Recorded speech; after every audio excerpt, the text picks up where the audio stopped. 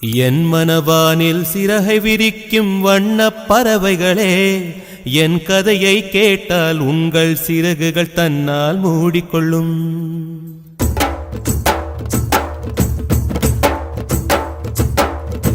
என் மனவானில் சிறகை விரிக்கும் வண்ணப் பறவைகளே, என் கதையை கேட்டால் உங்கள் சிறகுகள் தன்னால் மூடிக்கொள்ளும்.